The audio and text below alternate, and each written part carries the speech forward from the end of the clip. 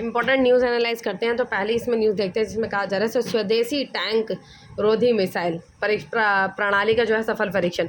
जो परीक्षण अभी किया गया man portable anti tank guided missile, जिसको कहा जाता है MPATGAM,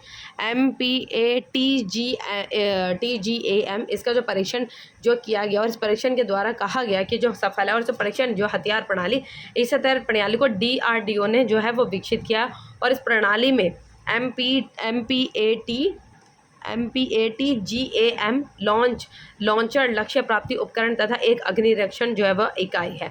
और ये कहा जा रहा है कि जो इस हथियार प्रणाली का 13 अप्रैल को पोखरण फील्ड फायरिंग रेंज में सफल परीक्षण जो है वो किया गया। और यह गनीमत रही कि जो टैंक रोधी मिसाइल सिस्टम दिन और रात दोनों वक्त इस्तेमाल जो है वो किया जाता है। तो जैसे पिक्चर में दिखाया गया इस तरीके की जो मिसाइल है वो कही गई, ये आसानी से कहीं भी ले जाने और कहीं से भी दुश्मन को के टैंक को निशाना बनाने में सक्षम स्वदेश निर्मित, जो कि स्वदेश में निर्मित स्वदेश में यहीं पर भारत की बनाई हुई man portable anti tank guided missile जो है ये है MPATGAM जो है हथियार प्रणाली का सफल परीक्षण किया गया। और कहाँ पर किया गया सफल जो है वो कहाँ, अप्रैल को पोखरण फील्ड फायरिंग रेंज में सफल परीक्षण किया गया। इसराइल के ऊपर हमले को अटैक के ऊपर इसराइल के द्वारा कहा जा रहा है कि जो ईरान ने इसराइल पर इस उष्म युद्ध से सीधे हमले में बदल दिया और इसलिए अब हम हिजबुल्लाह के खिलाफ जवाबी कार्रवाई करते आए हैं, ये इसराइल का कहना है। और अभी हाल ही में जो इसराइल के द्वारा 7 अप्रैल को इसराइल ने पूर्वी लेबनान पर हवाई हमले किए थे, जिसके बारे में उसने दावा किया था कि वह उन्होंने कहा था कि जो हिजबुल्लाह साइट है जहां ईरान समर्थित समूह की जो है मजबूत उपस्थिति है। और इसलिए हमारी उम्मीद है कि जो और इन सब चीज़ों के दोनों के आपसी विवाद को ये कहा जा रहा है कि जो पुराना अंतर्राष्ट्रीय समुदाय विशेष रूप से हमारे जो मित्र ईरान को रोकने के लिए एकजुट होंगे, कि ये उनका कहना है इसराइल का, और ईरान को रोकने के लिए एकजुट होंगे, आतंकवाद के लिए ईरान के समर्थक और क्षेत्र को अस्थिर करने के उसके प्रयोग को रोका जाएगा। तो ये इसराइल के द्वारा कहा जा रहा है। ईरान और इसराइल को लेकर तनाव के मध्य कहा जा रहा है कि जितनी भी विमान सेवाएं उनको निलंबित किया जा रहा है। जो भारतीय ईरानियन एयरलाइन जो कंपनियां इसराइल के तेल अवीव से उड़ान संचालन को निलंबित जो कर दिया गया है और तेल से एयर इंडिया को कैंसिल जो है उन्होंने कर दिया गया है। और ये भी कहा जा रहा है कि विस्तार से जो एयरलाइंस है उन्होंने ये भी स्वीकार किया है कि वह एहतियात के तौर पर लंबे मार्ग अपनाएगी, जिसके परिणामस्वरूप गंतव्य तक पहुंचने के लिए यात्रा का समय बढ़ जाएगा। क्योंकि भाई इस तरीके का रास्ता अपना नहीं सकते जिसमें बहुत ज़्यादा इतना ज़्यादा विवाद जो है सेनाओं मतलब देशों के बीच में हो रहा है, तो इस तरीके का रास्ता नहीं अपना सकती। यूरोप, अमेरिका और मध्य पूर्व में व्यापक परिचालन सबसे बड़ी भारतीय एयरलाइन एयर इंडिया ने कहा है कि वह मध्य पूर्वी में स्थिति की निगरानी जो है वो कर रहा है। तो इन्होंने अपनी जितनी विमान सेवा उनको निलंबित कर लिया और ये कुछ दूसरे अलग से रास्ते को ढूंढने की कोशिश कर रही है। उन्होंने कहा कि रास्ता बड़ा होगा, उसमें समय भी ज़्यादा लगेगा, लेकिन इस रास्ते से जाने के बजाय हम सही है कि बड़े रास्ते से चले जाएँ। 15 अप्रैल का इतिहास। तो 15 अप्रैल की क्या क्या चीज़ें हुई थी। 15 अप्रैल को 1469 में सिख धर्म के संस्थापक गुरु नानक का जो जन्म हुआ था। और 1658 में धर्मत की लड़ाई में औरंगजेब ने राजा जसवंत सिंह को हराया था। और 1923 जो सिंह को दारा सिकोई और शाहजहाँ ने औरंगजेब से लड़ाई करने के लिए भेजा था। और 1923 में डायबिटीज़ से पीड़ित लोगों के लिए इंसुलिन बाजार में उपलब्ध कराया था। और 1943 में हिमाचल प्रदेश का गठन हुआ था आज ही के दिन। और उसके बाद 1990 में मिखाइल जो गोर्बाचेव सोवियत संघ के पहले और अंतिम राष्ट्रपति जो बने थे। 1994 में भारत ने 124 अन्य देशों के साथ general emigrant of trend and tariff GATT पर हस्ताक्षर किया था। 2004 में फ्रांस के राष्ट्रपति जॉक सिलांग ने उस कानून पर हस्ताक्षर किए जिसके जरिए सरकारी स्कूल में किसी भी तरह के धार्मिक चिन्ह पहनने पर पाबंदी जो है वो लगा दी गई थी। तो वेरी इंपॉर्टेंट है 2004 में, जिसमें ये कहा जा रहा है कि जो फ्रांस के राष्ट्रपति है जिनका नाम है जॉक शिराफ ने उस कानून पर हस्ताक्षर किया, उस तरीके के ऐसे कानून पर हस्ताक्षर किया था जिसमें सरकारी स्कूल में जितने भी सरकारी स्कूल में इसमें किसी भी तरीके के धार्मिक चिन्ह पहनने पर पाबंदी लगा दी गई थी। तो वेरी इंपॉर्टेंट है ये।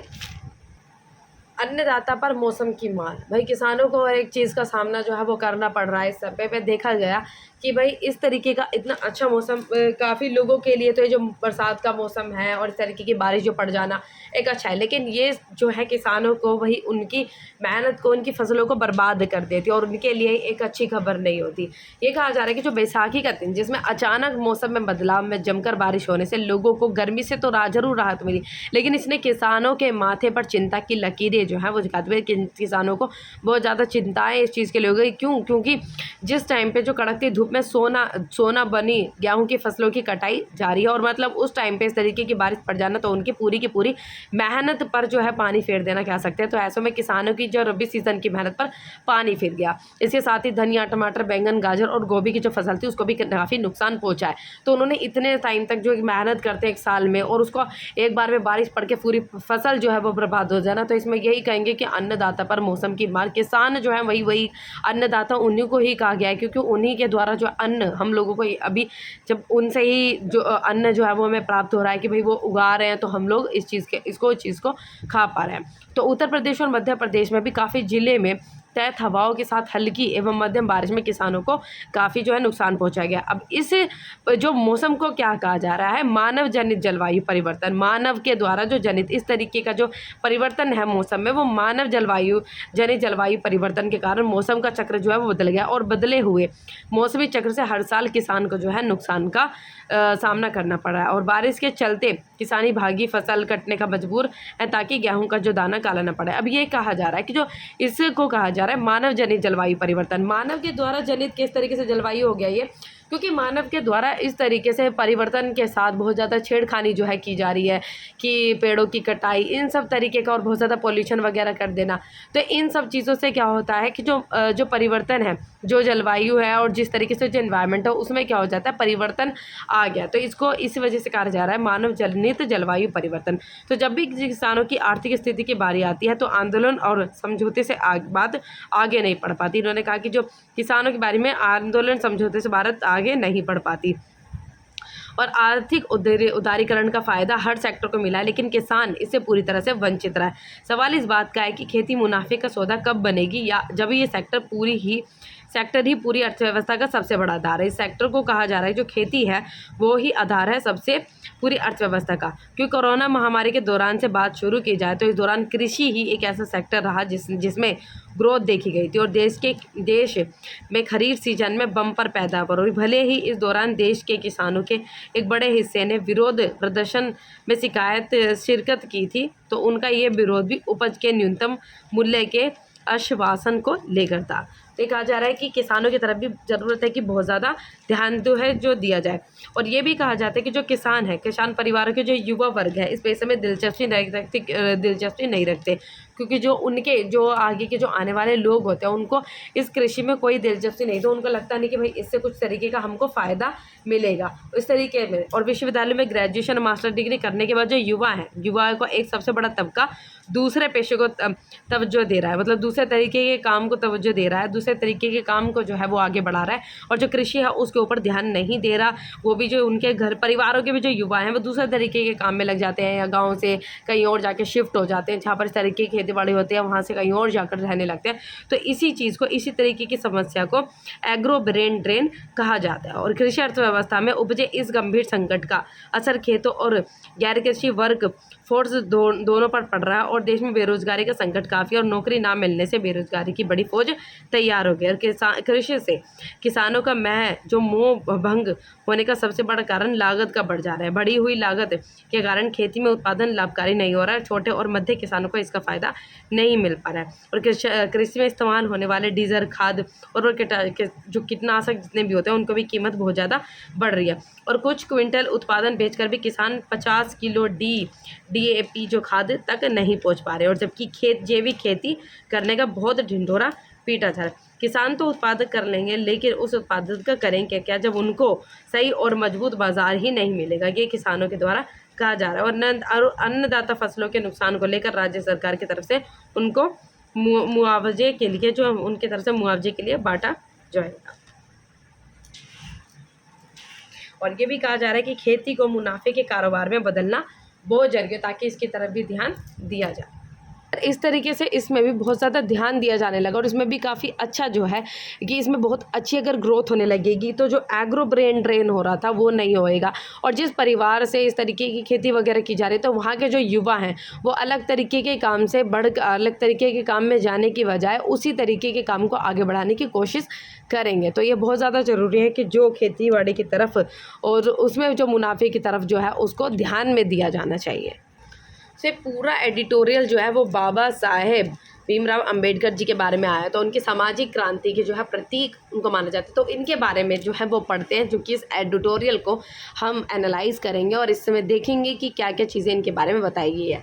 तो बहुत इंपॉर्टेंट है, कुछ चीज़ें इसमें बहुत ज़्यादा इंपॉर्टेंट आएगी, कुछ डेट्स और कुछ इनके द्वारा किए गए कार्य। तो हम पढ़ते हैं। कहा जाता है कि जो भारत रत्न बाबा साहेब बी.आर. अम्बेडकर अपने अधिकांश समकालीन राजनीति की तुलना में राजनीति के खुरदुरे यथार्थ की ठोस एक बेहतर समझ रखते थे और उनके द्वारा जो जाति भेदभाव व छूत छात जो है इन सब चीज़ों के केवल देखा सुनता पढ़ाई नहीं लेकिन अपितु भोगा भी था। इन सब चीज़ों का जो सामना है छूत छात का, इन सब चीज़ों का सामना जो है वो बी.आर. अम्बेडकर ने भी किया था और इन सब चीज़ों के लिए उन्होंने भी काफ़ी लड़ाई की थी ताकि समाज में बराबर जो है वो लेकर आया जाए, जो इक्वालिटी है वो लेकर आई जाए और इन वर्गों को इतना ज़्यादा इन सब चीज़ों को ना सहना पड़े। और इन सब चीज़ों के लिए उन्होंने काफ़ी ज़्यादा काम किया और जो संविधान जो एक संविधान जो है वो हमारे देश के बुनियाद है, उनके ऊपर भी संविधान को भी उनके द्वारा इतना अच्छा जो है वो ड्राफ्ट किया गया। तो अगर जो कहा जा रहा है कि जो स्त्रियों को न्याय एवं सम्मान दिलाने के लिए किए गए उनके महत्व कार्य, उनके महाकान्य प्रदान करने के लिए पर्याप्त है, वह भारत के एक जड़ ज़मीन मिट्टी हवा पानी से गहरे जुड़े थे। इसलिए वह कम्युनिस्ट की वर्ग विहीन समाज की स्थापना एवं द्वंद्वात्मक भौतिकवाद को कोरा आदर्श मानते थे। वो जो कम्युनिस्टिक थी उस सोच को क्या मानते थे, वो एक कोरा जो है आदर्श मानते थे। उन्होंने 1933 में महाराष्ट्र के एक सभा को संबोधित करते हुए कहा, 1933 में उनके द्वारा यह कहा गया कि कुछ लोग उनके बारे में तो दुष्प्रचार कर रहे हैं कि वे कम्युनिस्ट से मिल गया, यह मनगढ़ंत और बेबुनियादी है। उनके द्वारा ये कहा गया था कि जो कम्युनिस्ट है कि वो कभी भी कम्युनिस्ट से नहीं मिल सकते, क्योंकि जो कम्युनिस्ट है बहुत स्वार्थ धूर्त होती है, क्योंकि वह मजदूरों के नाम पर राजनीति करते हैं।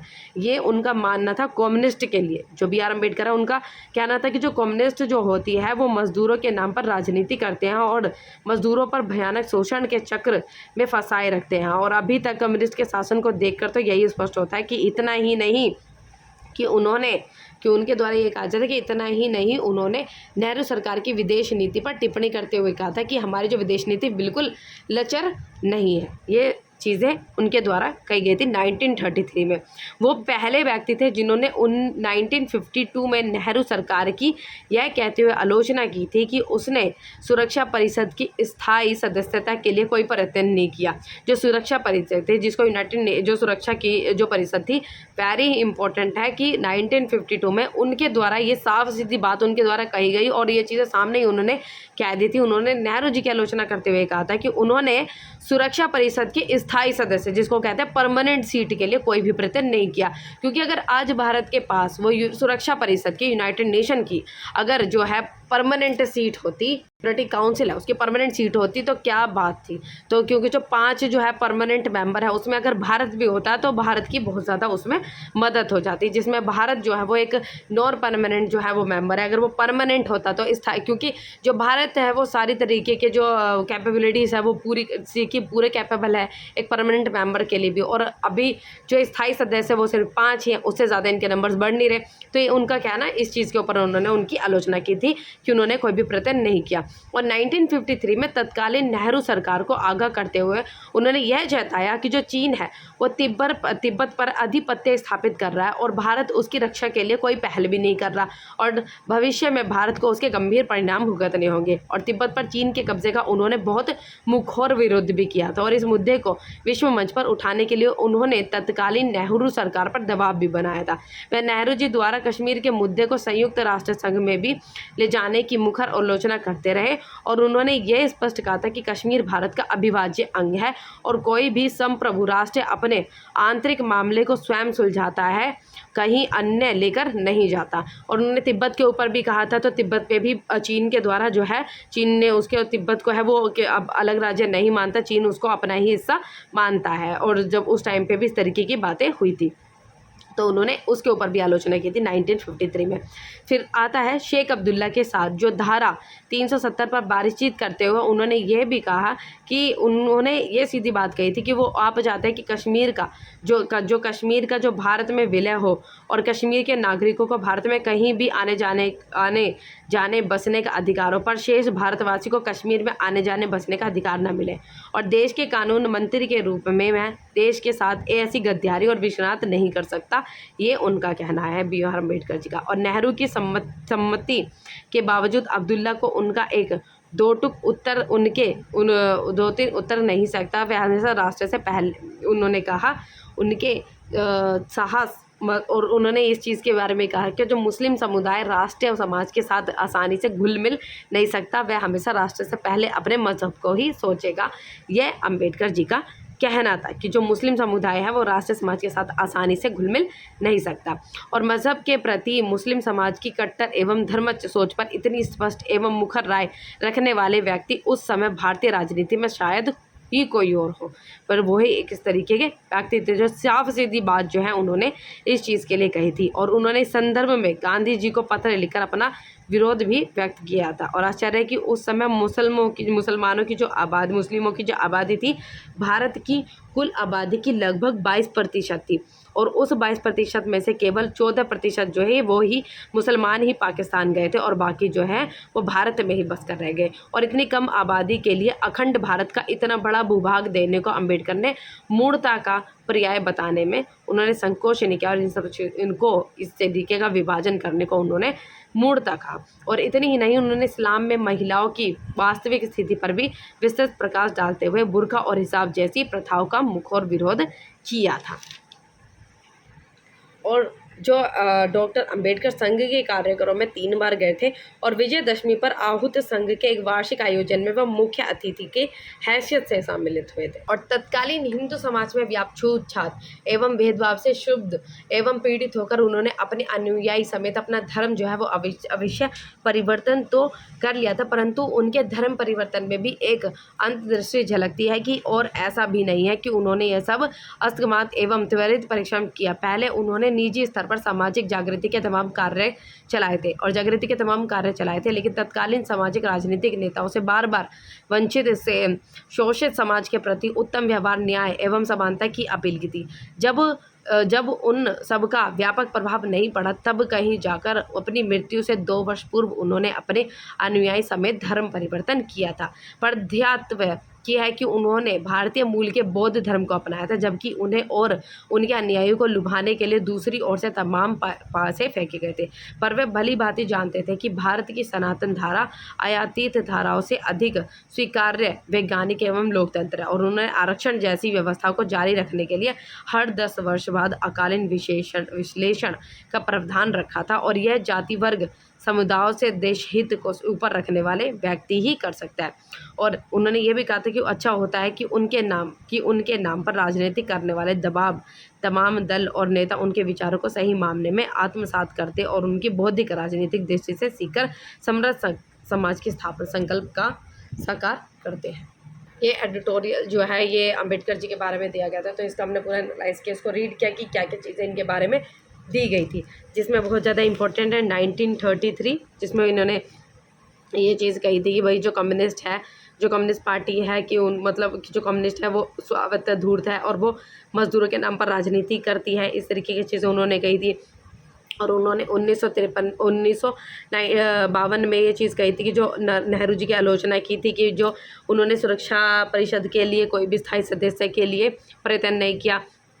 1953 में इन्होंने ये भी चेताया था कि तिब्बत पर जो चीन है वो अत्यधिक स्थापित कर रहा है, इस तरीके की चीज़ें। उन्होंने ये भी कहा था कि जो पाकिस्तान जो बनाया गया था सिर्फ 14% मुसलमान ही वहाँ पर गए थे, बाकी भारत में ही रह गए, 8% जो है वो भारत में रह गए। और इतनी कम परसेंटेज आबादी के लिए इतना बड़ा जो भारत का राज्य है उसको टुकड़ा टुकड़ा करना एक मूर्खतापूर्वक कार्य है, ये इनके द्वारा जो है कहा गया था। और इन्होंने अंबेडकर जी ने संघ के कार्यक्रम में 3 बार जो है वो शामिल हुए थे, और इन्होंने जातिवादी और धर्म सब चीज़ों के लिए काफ़ी कार्य जो है किए थे। और जब इन सब चीज़ों का कोई प्रभाव ज़्यादा नहीं पड़ा तो इन्होंने अपनी मृत्यु से 2 वर्ष पूर्व इन्होंने अपना धर्म परिवर्तन जो है वो किया था, और धर्म परिवर्तन उन्होंने जो बौद्ध धर्म को ही अपनाया था। और काफ़ी जगह से भी इनको जब लुभाने के जो है तरीके किए जाते, लेकिन उन्होंने बौद्ध धर्म को अपनाया था। उन्होंने आरक्षण जैसी व्यवस्था जो है आरक्षण जैसी व्यवस्था के लिए उन्होंने हर 10 बार जैसी व्यवस्था को जारी रखने के लिए हर 10 वर्ष बाद आकलन जो विशेषण का प्रावधान उन्होंने रखा था, और यह जाति वर्ग समुदाय देश हित को ऊपर रखने वाले व्यक्ति ही कर सकता है।